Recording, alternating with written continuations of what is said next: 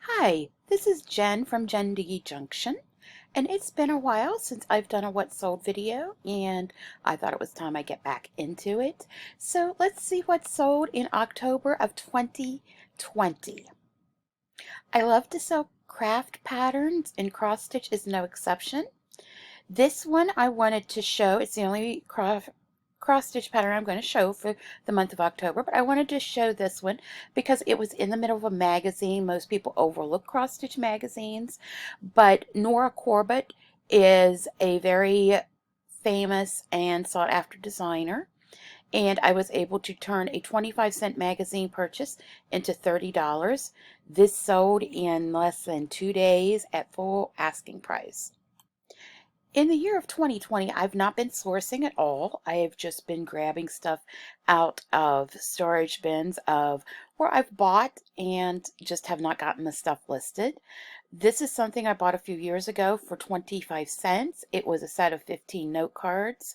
I've always loved stationery, but because of the Joni Eareckson Tada connection, they actually sold for $13, and you know, it's nice turning a quarter into $13. This actually sold on best offer for $22. I actually bought this about 20 years ago. I found it in some craft stuff that I had here at the house. It's an iron-on from 1990. This is what the front package looked like, and it was just a regular old iron-on, but vintage Nintendo and Mario Brother stuff sells really well. And so 50 cents into $22 here. This is a 4-H sewing manual from the 1929-1930 4-H year. I don't even know where I got this. My guess is in a box lot from an auction, because I used to go to auctions a lot and there would be lots of like paper stuff that I would keep an eye out for. And this sold at best offer for $25. It was a very small little booklet. Um, I was in 4-H for a while when I was a kid, and you actually had to have booklets, when you were doing your 4-H projects. And I'm assuming that's what this was from. So the person who bought it was very thrilled to get it. And, I wouldn't have paid any more than 50 cents most for this. This sold on best offer for $40. This is something that I bought new at Starbucks, and I believe it would have been around $20. Um, it took a couple years to sell, so not a great return on investment, but and certainly not quick. But Starbucks items are something you should always keep an eye out for when you're at thrift shops. If you go overseas to like a weird location, I'm not saying like London, but somewhere that people might not visit as often, you can make money buying a bunch of Starbucks mugs and bringing them back. So yeah, this sold for 40. This is an example of anything can sell. My dad was a keychain collector. I ran across a huge grocery bag full of keychains, and I started listing some of them. This one sold for $10. It's nothing special. It just is a certain car dealership in Ambridge, Pennsylvania. And my dad would have gotten this free. This is another keychain I'm using as an example of things that will sell. Now, I did take a best offer on this for $10, but this is a Chevy Crazy keychain, and it is a you can see it's Mountaineer Chevrolet dealers, so that would mean it was from West Virginia. So there's the Mountaineer desirability with it. But I mean, this is just a great 1980s keychain. I mean, it just screams 80s when you look at it. And of course, there's Chevy collectors and people who collect anything says Mountaineer on it. So yeah, I'm not surprised that this sold quickly at $10. This is a clock that we sold at full asking price for $40. I paid $2 for it at a clearance sale. So don't overlook clearance sales as a place to source. It actually did have an original $40 price tag on it. You can't buy them anymore. They've quit making this design. So we decided to put it up at 40 bucks and it sold almost right away. I'm including this one just because it's odd. Um, During the pandemic, I ordered a bunch of great value brand crystal light kind of stuff, and I did not like it. I really did not like it. So one day I was drinking it just because I like to cover up the taste of water in our town because it's just nasty. And I thought, what am I doing? I bet I can sell these for what I paid for them on eBay and get myself, you know, some that I actually do like. And that's exactly what I did. It seems that the sweet tea, which I have some of in this lot, I think that Walmart quit making those. And when something gets discontinued, there are people who love that item and it can go very high on eBay if you have some. So I'm not real sure. I know for a while the sweet tea was going pretty high, but unfortunately I only had 5 of them and it wasn't worth like, as much as if I would have had this whole thing would have been sweet tea. This is another one of those clocks that I found. When my husband and I went to the storage unit in October, we kind of looked through everything to find anything Christmas and anything that would be what I called giftable. Um, this we paid um, $2 for. It had a $39.99 original price tag on it.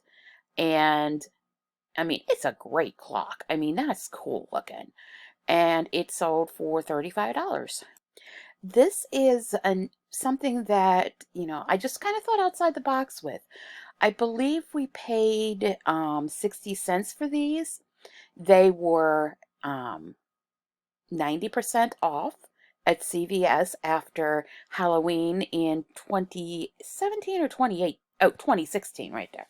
2016. And they just ended up in the storage unit.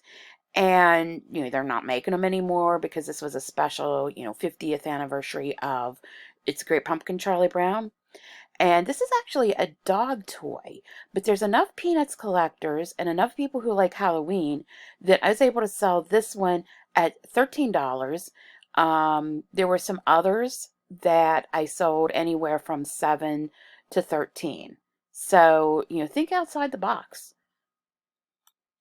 I found this at a Goodwill outlet where you pay by the pound.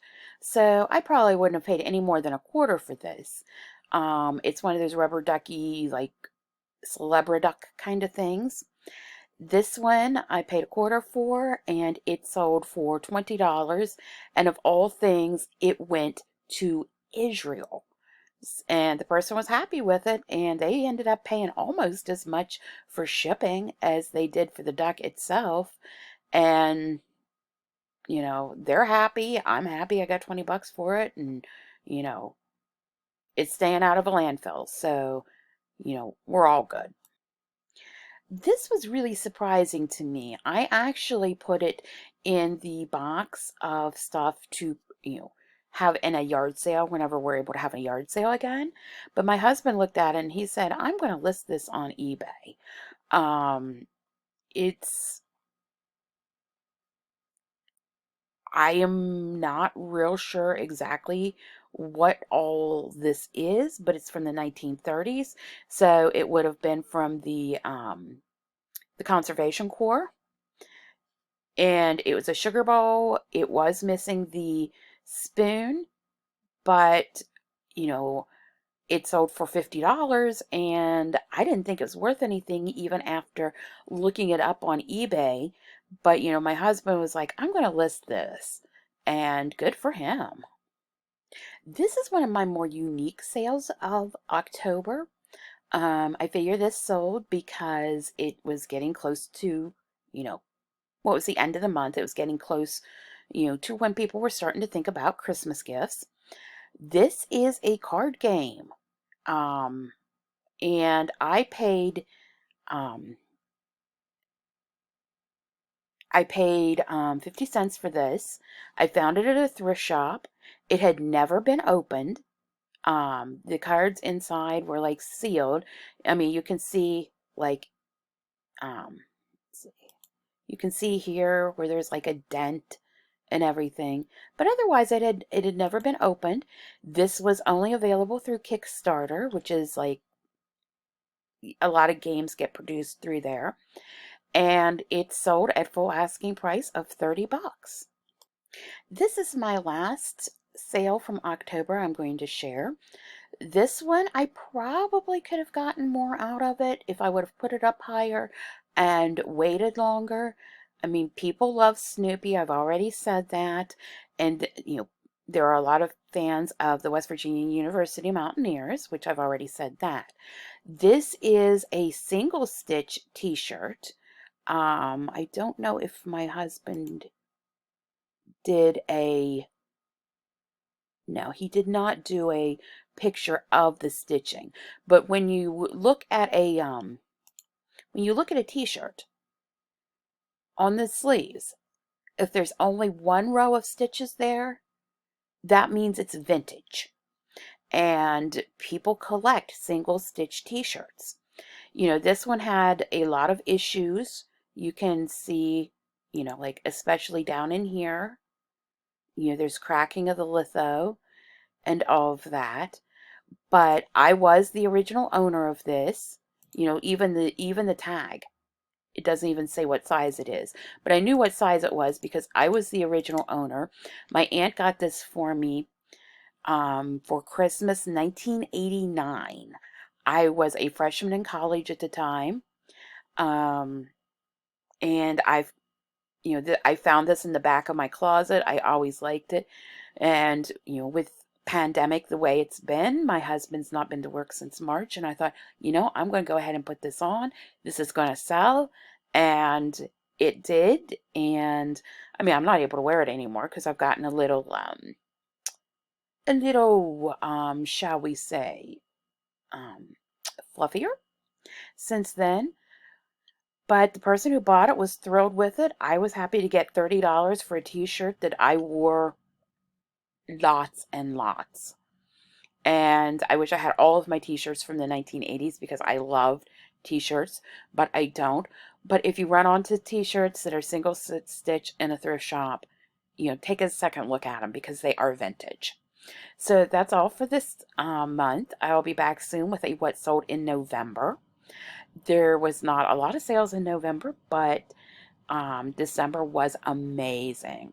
So anyway, I would love if you would like, comment, subscribe. It helps the algorithm, and I would love to have more subscribers. So thank you very much and happy selling.